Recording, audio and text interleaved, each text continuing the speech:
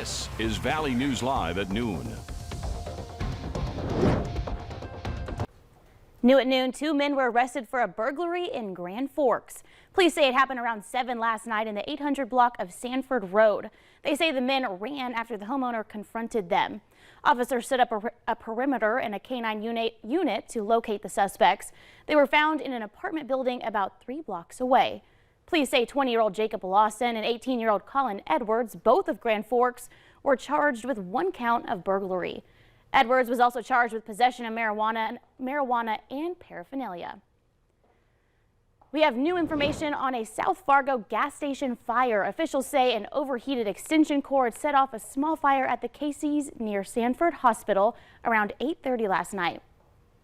Damages are estimated at less than $300. Now, the mid-March thaw continues. We spent the day above freezing and the mild temperatures will continue. Let's go to Summer Schnellbach with a quick look at the weather. Summer? Thank you so much, JC. It's looking like another beautiful day across the region. We've got the sunshine out shining bright across many areas of the valley. This particular shot is from the Devil's Lake area on our Home of Economy Skycam network. And many areas stayed above freezing to continue that melting process during the overnight hours. The low temperature in Fargo was 34 degrees. 36 was the low in Fergus Falls, Detroit Lakes, Valley City, and Gwinner. Up across the far northern valley, 31 in Grand Forks, so did dip below freezing to help slow that melting process. 28 in Langdon, Cavalier, and Hallock. Right now, we're seeing temperatures in the 40s, and I'm wondering if this is a sensor error. 63 degrees in Fargo right now doesn't quite seem right. It was 44 about 30 minutes ago, so I'll have to check on that one. But we're at 43 in Grand Forks. First 40-degree day in Grand Forks since December 1st.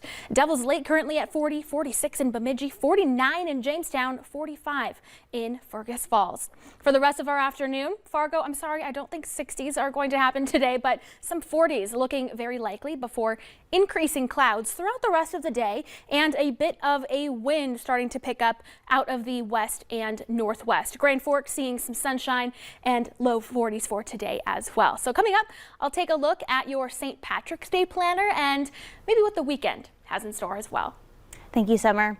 A major earthquake strikes Japan, triggering a tsunami advisory and leaving more than 2 million homes without power. The 7.3 magnitude tremor was reported off the coast of Fukushima Prefecture today. Japan's meteorological agency reports the preliminary epicenter depth at 36 miles below the sea. The U.S. Pacific Tsunami Warning Center says it does not expect a Pacific Basin-wide tsunami to follow the earthquake. Ukrainian President Volodymyr Zelensky had the rare opportunity as a foreign leader to address the U.S. Congress and the American people. Today, he asked for more support, including a humanitarian no-fly zone as Ukraine battles Russian invaders. Reporter Natalie Brand is at the White House with the latest.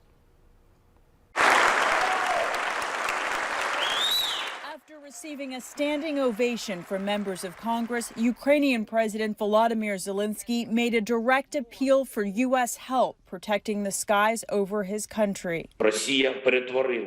Russia has turned the Ukrainian sky into a source of death for thousands of people. Zelensky played a video showing Russian attacks and airstrikes pummeling Ukrainian cities. And he invoked Pearl Harbor and 9/11 before pleading for a humanitarian no-fly zone. I have a need. I need to protect our sky. I need your decision, your help, which means exactly the same you feel when you hear the words, I have a dream. President Zelensky said if that's not possible, he needs air support and defense systems. I'm addressing the President Biden. You are the leader of the nation, of your great nation. I wish you to be the leader of the world. Being the leader of the world means to be the leader of peace. President Biden has said the U.S. and NATO are opposed to enforcing a no-fly zone, but the White House is sending Ukraine an additional $800 million in military support as part of the nearly $14 billion aid package Congress approved. Just before Zelensky's address, the U.S. Embassy in Kyiv sent this tweet saying Russian forces shot and killed. Earlier today, President Zelensky released a video saying peace talks with Russia were progressing and that Russia's demands are becoming more realistic. Russia's foreign minister also said there was a hope a promise could be reached. It's an unthinkable crime that had a Minnesota police sergeant almost in tears while speaking with reporters. A woman is dead after being set on fire outside of a St. Paul warehouse. A man is in custody for the murder, and police say he's the ex-boyfriend of the victim. Officers traced him down near his home in Bloomington where he was on fire, or where the home was on fire as they pulled up. A Minneapolis staple is closed after a bus slammed through its walls. A University of Minnesota shuttle crashed into the Acadia Tuesday afternoon, plowing down tables. People working upstairs say it felt like an earthquake. According to the general manager of the restaurant, a cook and a bartender were the only ones inside, and one passenger was on board the bus, and another vehicle was also involved. The crash is under investigation, and the restaurant set up a fundraiser to help pay staff while it's closed. Neighbors are shaken up after a gas leak scare in Minot. Firefighters went door to door late last night, evacuating people from their homes because of a problem on the city's north side. Crews rushed to the neighborhood after a small explosion in a garage. A half a dozen homes nearby were cleared as the utility workers looked for the cause. First responders and utility crews were on scene all night. No one's been injured. New data is sounding the alarm about the future care of Alzheimer's and dementia patients in North Dakota.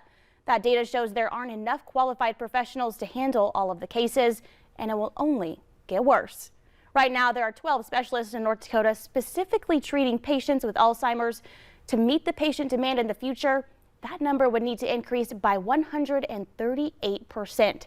State health officials say some patients have to wait up to 6 months to see a specialist, and a delayed diagnosis can be detrimental to the long-term outlook of a person with Alzheimer's.